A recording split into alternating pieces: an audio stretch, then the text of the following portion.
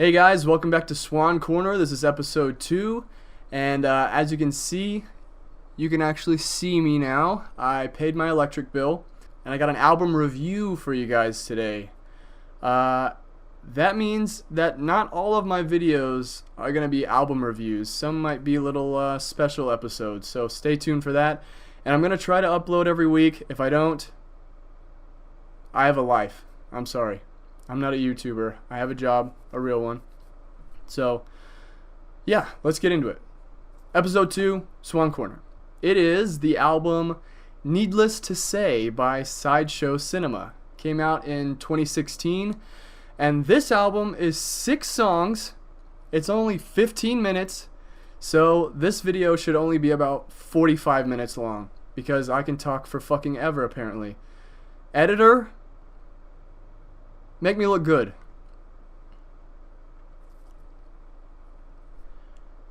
Sideshow Cinema is a post-hardcore, metalcore, I don't know, core type band. Just put core at the end of it, that's what they are.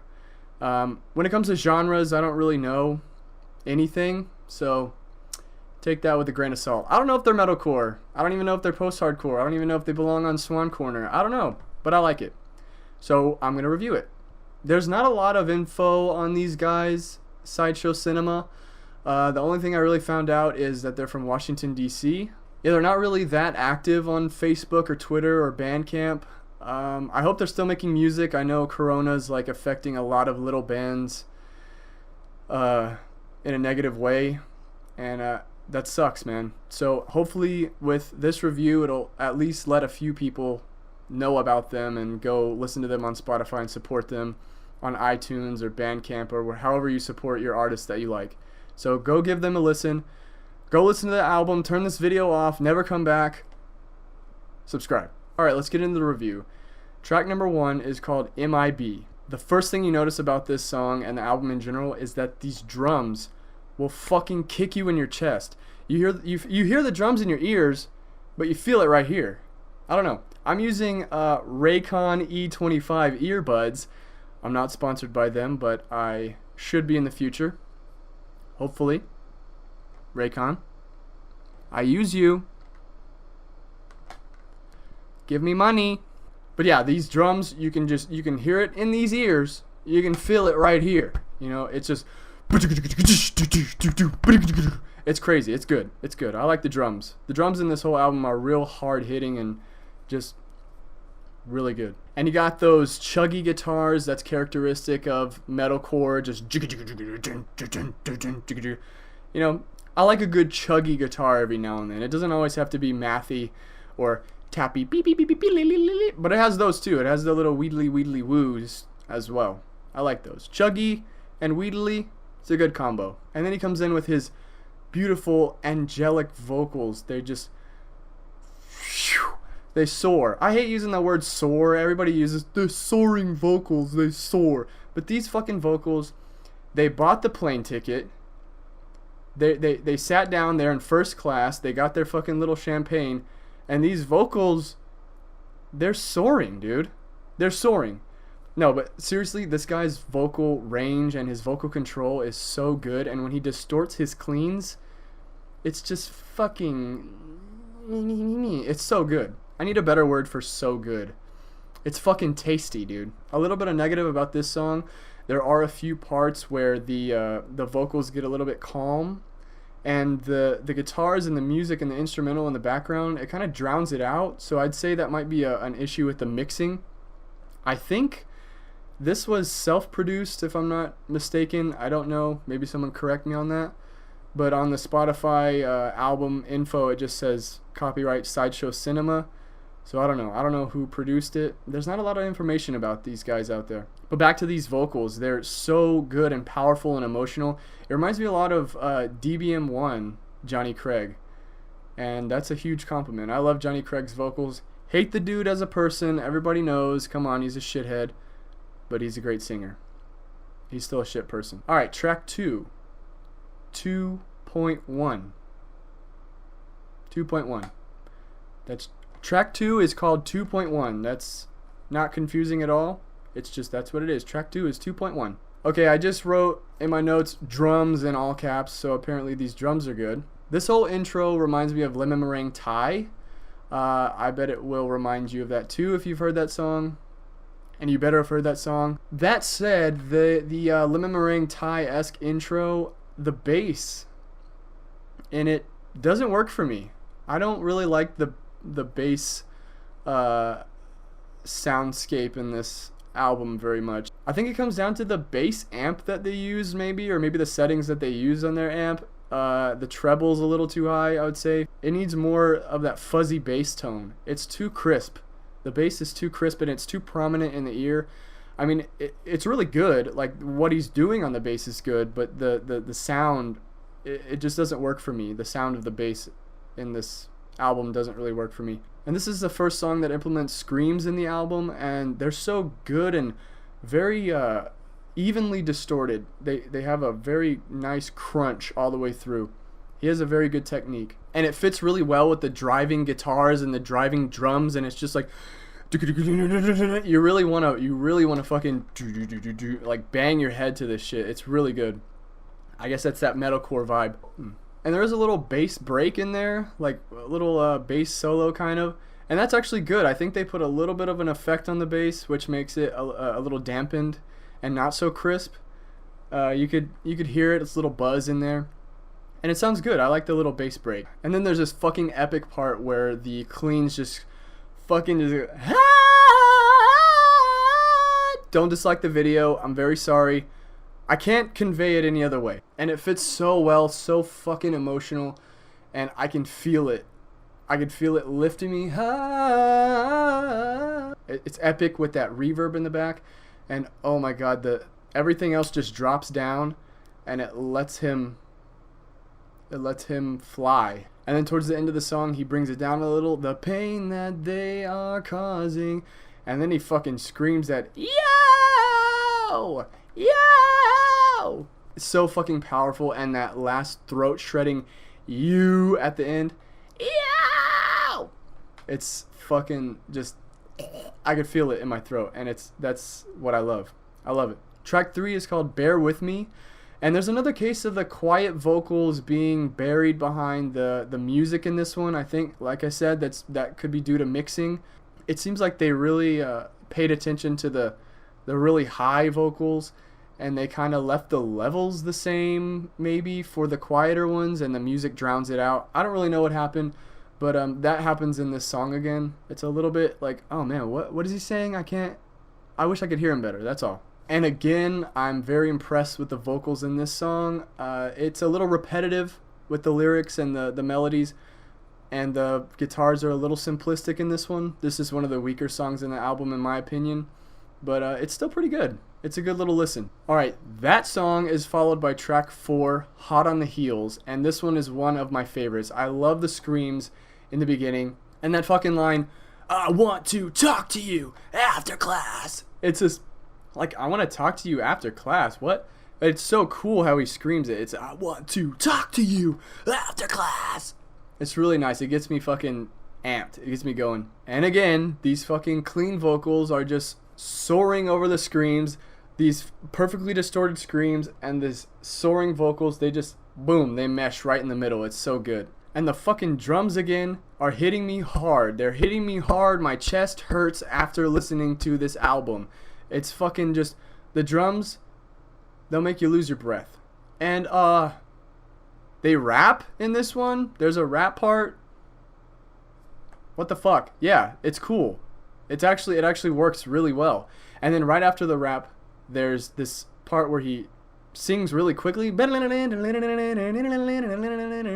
it's like a little bit unnaturally sped up, and it sounds really cool. It works. It works right after that rap. That works. And it feels like this song shouldn't work because there's so much shit going on, like the screams in the middle, then the cleans soaring over it, and then the fucking drums, and then the rap part, and then the quick singing part, and it's 2 minutes and 48 seconds. Like, they did all of this in under 3 minutes, and it fucking works. It flows so well, and the transitions from each part are there, and this song is just a fucking banger for that. and that's really impressive. They pull it off. Track 5 is called X Years, and it has this cool spacey guitar tappy intro. I don't know if it's tappy. It might just be slidey and picky. I don't know. Dude, I'm not a professional, okay? I don't know. I don't know anything about music. I play guitar, but not very well. I play the chords. I play chords. I don't do this. I don't know. The guitar intro's cool. And not just the guitars in the intro. They're really well arranged throughout the whole song. I really like the guitars in this one. The chuggy, the tappy, the wheedly, and the chunky. I like them. I like the guitars. I don't really know about the bass in this one, though. This bass is distracting me. It's too crispy. Turn the bass up on the bass. Have it be fuzzy. Have it be a bass. It's a little too prominent in the song. It's a little distracting. As far as vocals go, it's another fucking angelic song vocally. The harmonies in the back fucking just take you to heaven. It's delicious. However, the lyrics in this one don't really do it for me. They're a little like braggy. I don't know about braggy lyrics in metalcore, post-hardcore songs. I don't know. They just don't do it for me. Maybe that's a personal thing. I don't know. I just don't like the lyrics that much in this one. Other than that, good tune. Good tune. Solid groove.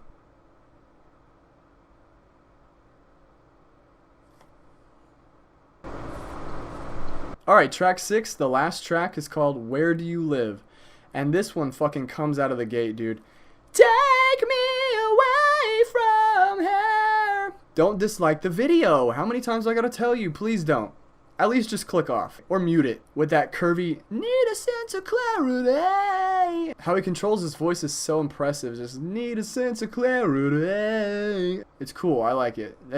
You don't see that very often of just... It's cool. I don't know. It doesn't sound like that. It sounds way better than that. I just love the clean vocals in the intro. It's beautiful. And that issue with the quiet parts in this song isn't really there. I think it's because the other songs, they have like a chuggy, noisy guitar behind them in the quiet vocally parts. But in this one, it's just like a little. The guitars are also quiet and doing some calm shit in the back. So it doesn't really mess up anything with the quiet vocal parts. So that's good. It's a plus for this one. And the most emotional part in the album comes on this song. It's where he sings, "Oh my God!" It's fucking emotion embodied in my ear holes. It's great. That vocal, it's so impressive vocally. So impressive. And the bass in this one, I don't like it. I had a little sad face on my notes right here. It's making me sad. I don't know. I just don't like the bass in this song. It's too there. Be a bass. Like, be cool in the back, but be a bass. I don't know. Back to the vocals. This dude's vocal control for when he says, "For your fragile hand." I'm not going to try to do it. I can't. Y'all know I can't. But he cracks his voice when he says hand, and oh man, it drops me. It says, "For your fragile hand," and he fucking just drops me. Ooh, ow, my heart, fuck. That to convey emotion is such a nice tool, like cracking your voice on one, just dropping it down on one word at the end. I really like it, and it's real Johnny Craig-esque, I think. Don't quote me on that. This fucking build up towards the end, just, I'll see you again. It's fucking just like, it's goddamn, that fucking gets me, dude. That "I'll see you again" fucking gets me, dude. It just gets me. You know what I mean? Emotion. That's the word, I guess. And then after that build up, "I'll see you again," and then he just lays us down into sleep with the calming, beautiful outro. And that's the album. So my final thoughts on Sideshow Cinema's Needless to Say. It's good. It's good. The vocals are incredible. So fucking impressive to me. This guy's range, his vocal power, his control, fucking impressive. What's not impressive are the instrumentals. They're a little like, okay, this is metalcore. Okay, we're doing some post-hardcore elements. Blast beats. Even though the drums hit fucking hard, they're a little simplistic. It's not, I wouldn't say simplistic. They're just not doing anything that jumps out at me. It's not like, holy shit, this guitar part, dude, or holy shit, this bass. But yeah, the instrumentals are fine. That's probably the worst I could say about them, is they're just fine. The weird thing about this album is the quality of songs is a little inconsistent. It's like you'll have a fucking banger and then you'll be like, what is this song? And then another pretty good song, and then holy fuck, that last song. And then, yeah, it's a little inconsistent. It's a roller coaster of quality, I'd say. Speaking of quality, that mixing issue that I kept bringing up with the quiet vocal parts being drowned out by the guitars and the backing instrumentals, it's a bit of a problem. It kind of brings it down a little bit. I don't know, that could be my my Raycon E25 earbuds. I don't think so. They're like really high quality. I don't know. Let's get to the score. Overall, this album is good. That, like I said, that's probably the worst thing I could say about it, that it's just good. The vocals are incredible. The instrumentals are okay. And the quality is inconsistent. So I'm going to give it a 7. It's good.